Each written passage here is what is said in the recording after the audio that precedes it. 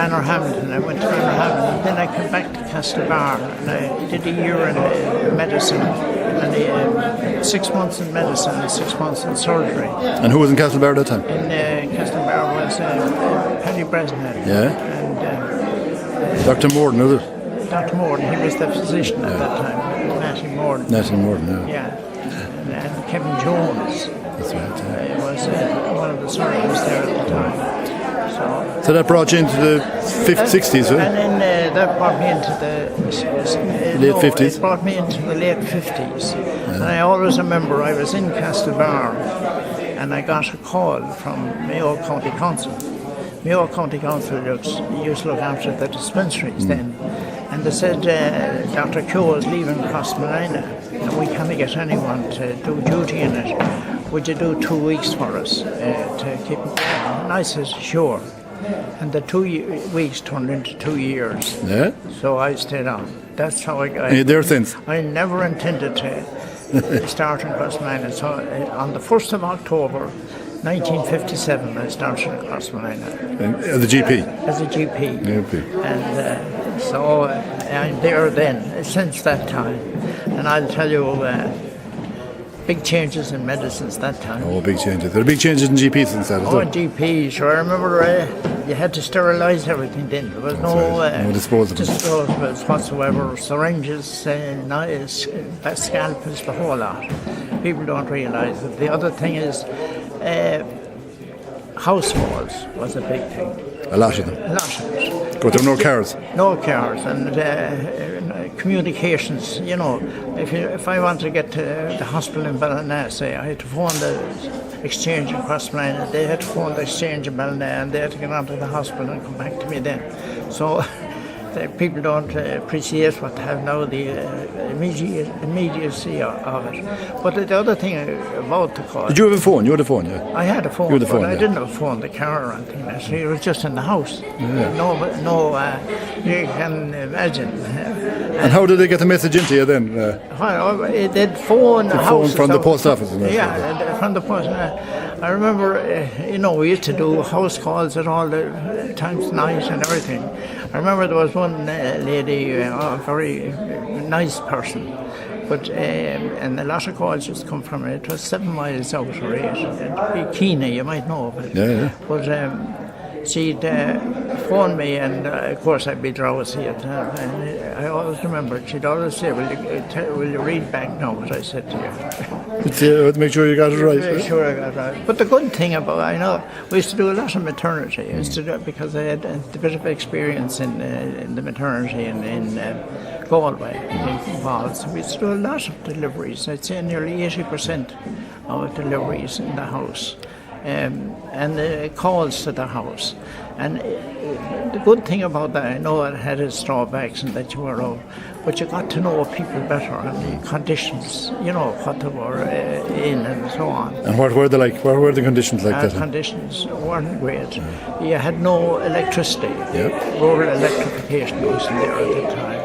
So it was all Tilly lamps and so on. Radios were from the batteries and wet batteries. So it was all that type of thing. So you can just think of what. Had you running water?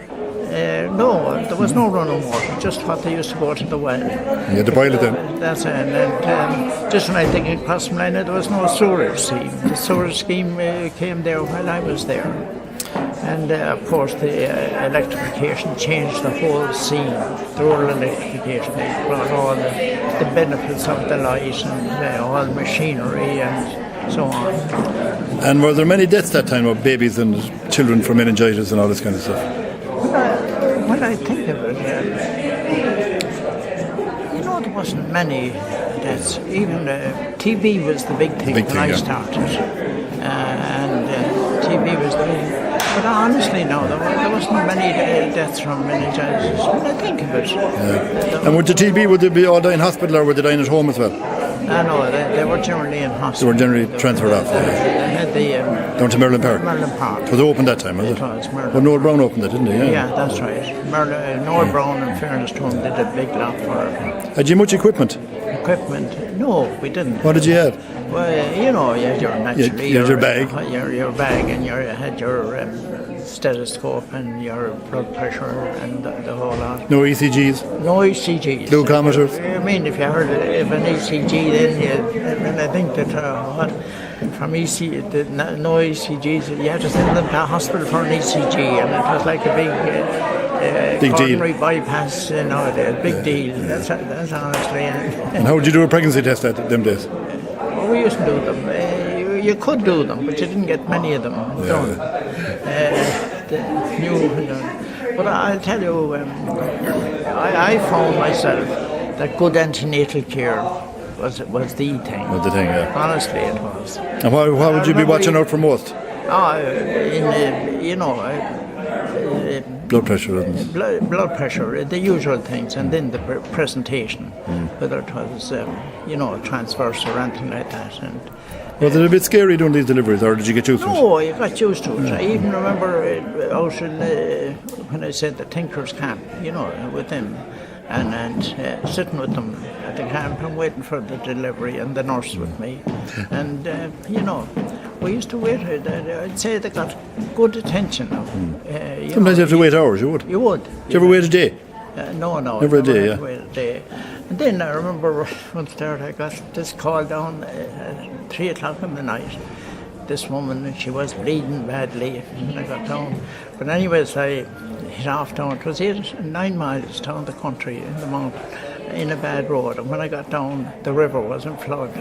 So I had to get on a horse and go across the river. And anyways, when I got there, it was just a nasal bleed. Nosebleed. Oh my God! And I pressed her. Yeah. But I remember coming out of it, and I had 2 bottles of some stuff. Was great for a rub. Was